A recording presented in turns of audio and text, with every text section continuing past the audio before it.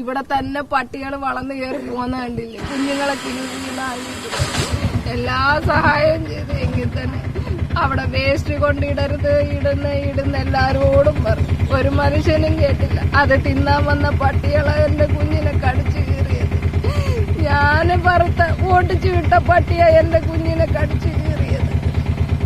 എനിക്കിപ്പോ ഞാൻ ഓടിച്ചെല്ലുമ്പോ എന്റെ കുഞ്ഞിനെ കടിച്ചു വലിക്കുമായിരുന്നു. ഒരു കൂട്ടം പട്ടികളാണ് ഇവിടെ വരുന്നത്. ഇപ്പോഴും മോളെ കടിച്ച രീതിയിലുള്ള മെലിഞ്ഞിട്ടുള്ള പട്ടികൾ ഇവിടെ നടപ്പുണ്ട്. നമുക്ക് പുറത്തോട്ട് ഇറങ്ങാനോ എടുക്കാനോ ഒന്നും ഇവിടെ വന്ന് കണ്ടിട്ട് പോയ ഒരാൾക്കാരും പിന്നെ തിരിഞ്ഞു നോക്കിയിട്ടില്ല എന്നുള്ളതാണ് കാര്യം. ഞാൻ വിവരാവകാശത്തിന് കൊടുത്തിട്ട് പോലും ഇന്ന് 10-20 ദിവസമായിട്ട് ഒരു റിപ്പോർട്ടും എനിക്ക് കിട്ടിയിട്ടില്ല. മോള് മരിച്ച് ഒരാഴ്ച പിറ്റേന്ന് ഇവിടെ വേസ്റ്റ് കൊണ്ടിട്ടു.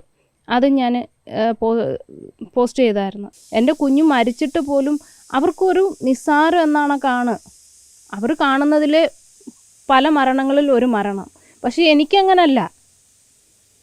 ഇപ്പം എൻ്റെ കുഞ്ഞ് എൻ്റെ കൂടെ ഉണ്ടായിരിക്കേണ്ടതല്ലേ.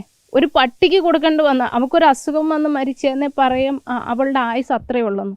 ഇത് വെറും ഒരു പട്ടിക്ക് കൊടുക്കേണ്ടി വന്ന എൻ്റെ കുഞ്ഞിന്. നമ്മുടെ സർക്കാരായാലും ഈ മുഖ്യമന്ത്രിക്കായാലും ആരോഗ്യവകുപ്പിൽ ഇരിക്കുന്ന മന്ത്രിക്കായാലും 10 മിനിറ്റ് ഈ റോഡിൽ കൂടെ ഇറങ്ങി ഒറ്റയ്ക്ക് നടക്കാനുള്ള ധൈര്യമുണ്ടോ?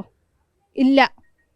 അപ്പോഴേ മനസ്സിലാവത്തുള്ളൂ ഈ പൊതുജനം വെറുതെ ഇങ്ങനെ നടക്കുമ്പോൾ ഉള്ള ബുദ്ധിമുട്ട് എന്താണെന്നുള്ളത്. ഇവർ AC കാറിലും എസ്കോർട്ടോടെയൊക്കെ പോകുമ്പോൾ ഇവർക്ക് ഈ ബുദ്ധിമുട്ട് അറിയുന്നില്ല. ഇവരെ മക്കളും ഇങ്ങനെ തന്നെയാണ്.